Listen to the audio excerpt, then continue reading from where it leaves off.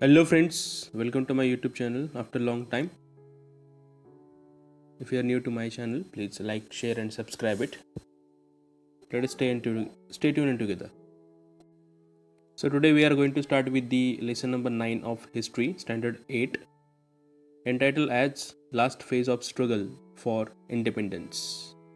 Now in this chapter we are just going to view the Act of 1935, Provincial Cabinets, Cripps Mission, Quit India Movement, then Quit India Resolution, beginning of People's Movement, as well as the establishment of parallel government, Indian National Army, then the formation of Indian National Army, as well as the achievement of Indian National Army, revolts of Indian Navy and Air Forces. So let us stay tuned again. So in this chapter we are going to study the Quit India movement, underground movement, and the contribution of Indian National Army. Act of 1935. Now, this act made a provision for the British government, for the British governed Indian provinces and the princely states to form a federation. Now, what is the meaning of federation? Now, here we have the meaning of the federation. In according to Merriam Webster Dictionary, it says a country formed by separate states that have given certain powers to a central government while keeping control over a local matters.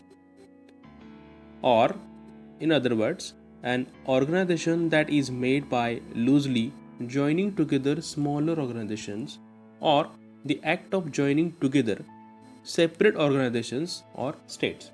So those which are separated one make it together, okay, collect it together, arrange it together and run the country. That is called as the federation. That means adjoining all the states, provincial states and princely states run one country. That is the federation. So this act of 1935 made a provision for the British governed Indian provinces and the princely states to form a federation. So according to this act, the working of British governed provinces will be handed over to the Indian representatives. That means those which were running by the Britishers, those states, the working of the British governed provinces region, so that will be handed over to the Indian representatives. If the princely states join the federation, and so then they would lose their autonomy. Hence, they refuse to join. They lose their autonomy, that means they lose their own power of running their own states in their own way. So, that is autonomy. So, they won't enjoy their freedom. It means they won't enjoy their freedom. If they join their states, if those are princely states, the states which were run by the prince or the kings, if the princely states join the federation, then they would lose their autonomy. Hence, they refuse to join. So, therefore, the proposed of federal state in the act was not brought into practice.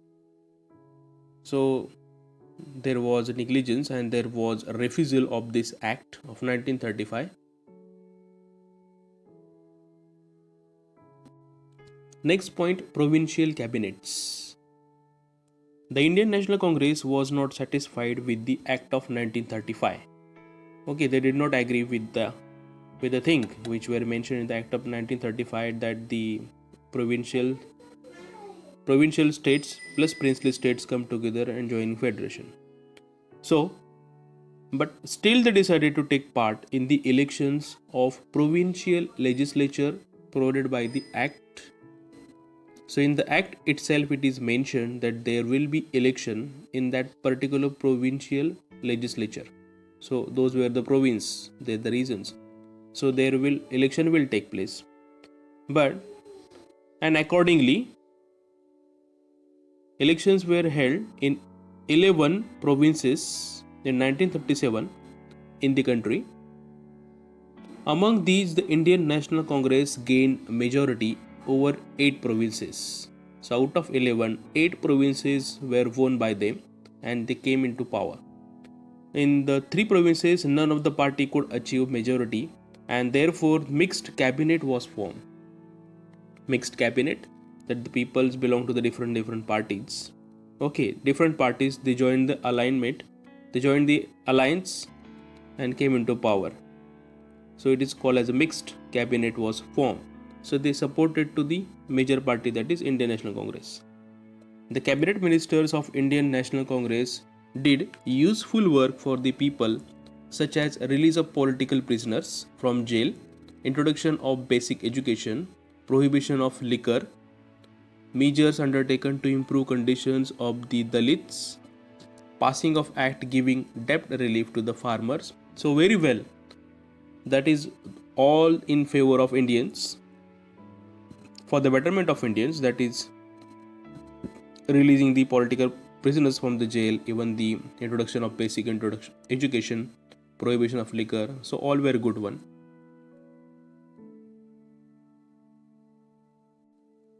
Next point, Cripps mission.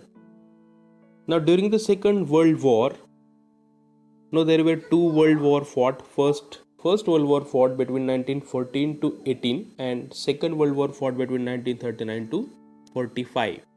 So this is the year that we are looking the information about the Second World War, that is during 1939 to 45, that was the period. So England supported America against Japan. England supported America because America and Japan, they were the rivals. So against of Japan, England supported America. So the Japanese army reached the eastern borders of India. The British realized that if Japan attacks India, then they will need cooperation from the Indians. Hence, the British Prime Minister Winston Churchill sent Mr. Stafford Cripps to India. Now, here the pic of Stafford Cripps, he visited India during that period.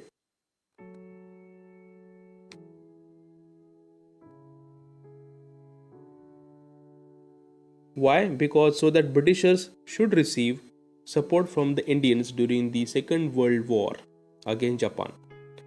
So he visited 1942 for the same proposal, and he put up the proposal of India in front of the Indians, but none of the political party was satisfied with this proposal. The Indian National Congress rejected the proposal since there was no clear mention of complete independence. Since there was no mention of creation of Pakistan, the Muslim League also rejected the Cripps mission. So why the Cripps mission's proposal is rejected? There are two major reasons. As there was no mention of complete independence to the Indians, it was not in favor of National Congress, as well as it was not in favor of the Muslim League, as their demand of creation of Pakistan, that was also rejected. So both rejected the Cripps mission.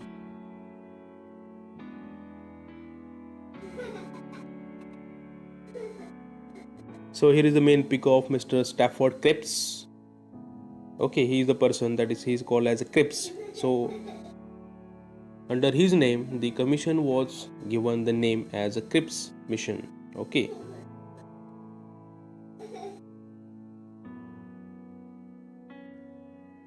Second World War and Indian National Congress. Now the Second World War began in Europe in 1939. As I told earlier, there were two world wars. First World War took place between 1914 to 1918, and Second World War took place between 1939 to 1945. So the Second World War began in Europe in 1939. The then Viceroy, Lord Linlithgow, declared that India had joined the war on the side of British.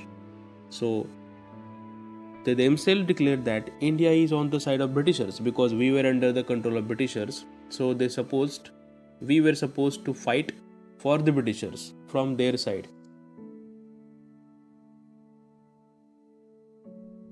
So England claimed that it is the fighting to save democracy in Europe.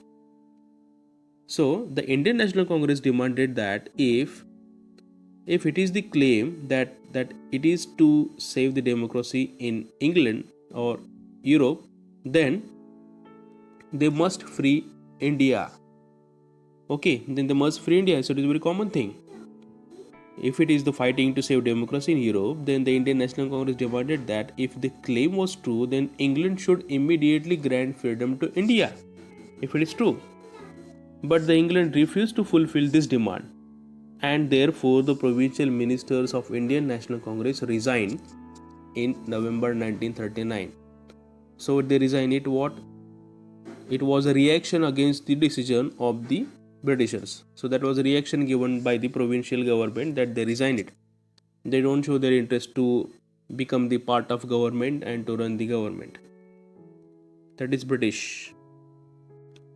Next point, Quit India movement. After the Cripps mission, the Indian National Congress decided to start an intense movement for attaining independence. Okay, that Cripps mission ban is failed. So the International Congress decided to start intense movement for attaining our independence. So the working committee of the Congress passed a resolution on 14 July 1942 at Wardha.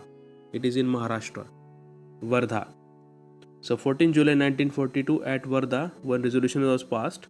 The resolution demanded that the British rule in India be ended immediately and India should be given independence. Now at last the demand is put forward that India must be free from the Britishers. If this demand was not fulfilled, then the Indian National Congress warned to start a non-violent movement for freedom of India. So it means if it is not fulfilled, then it has warned the Britishers that it would follow the non-violence path, non-violent movement for freedom of India. Anyhow, India wants freedom now. Enough is enough. So that was decided at the Wardha. Now, Quit India resolution. On 7 August 1942, the session of Indian National Congress was held at Gowalia Tank. It is called as Kranti Maidan in Mumbai, Maharashtra. The Maulana Abul Kalam Azad was the president of this session.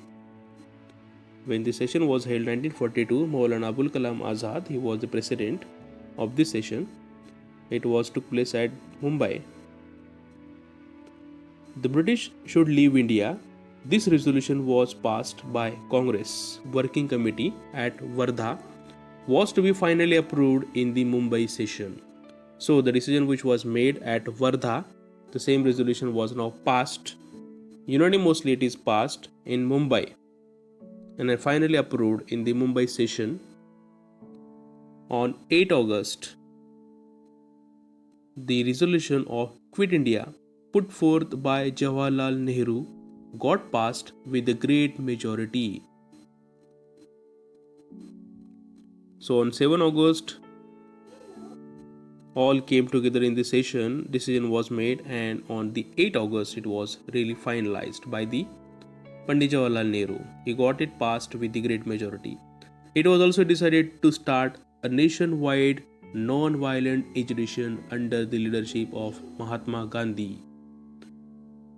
So, non-violent agitations under the leadership of Mahatma Gandhi would take the leadership. Gandhiji said, every one of you should from this moment onwards consider yourself a free man or woman and behave like a citizen of free India. We shall either free India or die in attempt. So in this activity he said everyone must consider himself as a free Indian citizens. We will free India, otherwise we will die. So it is a do or die slogan that was given by Gandhiji. So Gandhiji made an inspiration appeal to the public to be ready to sacrifice with the feeling of do or die. Next point, beginning of People's Movement. The news of arrest of important leaders of Indian National Congress spread out all over the country. The angry mob took out the procession at various places as an agitation, as in reaction. because many important leaders were behind the bars, they were in prisons. So even though the police lathi charged and opened firing on the public, but still people were not afraid. The agitators attacked some places, jails, police stations, railway stations, that is public places, etc., which symbolize the suppressive policy of the Britishers. Now they try to take the control of government offices. In Maharashtra, the young and old struggle with the determination and boundless courage at places like Chimur, Ashti, Yavli, Mahad, Gargoti, etc., and made the struggle immortal.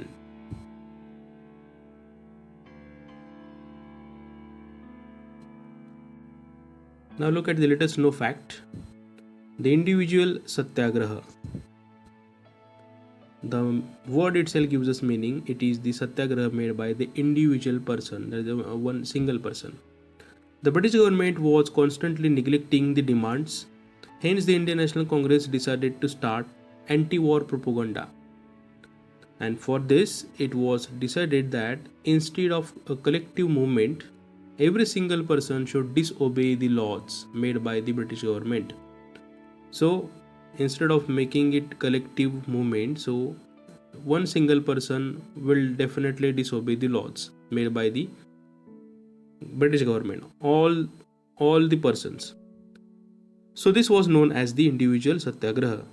Acharya Vinoba Bhave was the first satyagrahi of individual satyagraha. He was followed by nearly 25,000 satyagrahis who accepted imprisonment for their participation. And Acharya Vinoba Bhave is the first individual satyagrahi person. Now, do you know fact? Inspirational accounts of a brave children. The school children also contributed in the freedom movement. At Nandurbar, it is in Maharashtra. Nandurbar, the school children under the leadership of Shirish Kumar carried out the procession holding the tricolor flag. The slogan of Vande Mataram was given. The police became furious and opened firing on small children as well. In this firing, the Shirish Kumar, Lal Das, Dhansukh Lal, Shashidhar, Ghanshyam, these school children became martyrs. So these children also sacrificed their life for the sake of nation.